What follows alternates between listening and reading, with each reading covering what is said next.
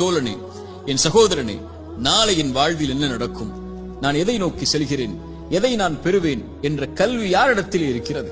இறைவன் சொல்லுகிறான், எந்த ஒரு உயிரும் அறியாது அது நாளை எதை செய்யும் என்று.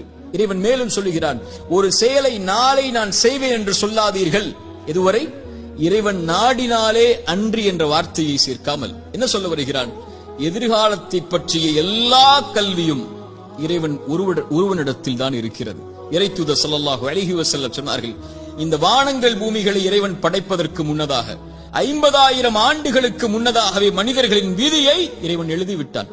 எவ்வளவு நாள் இவன் வாழ்வான், எவ்வளவு நாளில் மரணிப்பான், எதை பெறுவான், எதை இழப்பான், இவனுடைய வாழ்வாதாரம் என்ன, இவனுடைய சொத்து என்ன, இவனுடைய நஷ்டம் என்ன, இவனுடைய உறவு என்ன, இவன் பிரிவது என்ன, எல்லாம் எழுதப்பட்டு விட்டது. வானங்கள் பூமி படைப்பதற்கு 50,000 ஆண்டுகளுக்கு முன்னதாகவே தாயுடைய கருவறையில் அவன் இருக்கும் போதே மீண்டும் அதை உறுதிப்படுத்தினான்.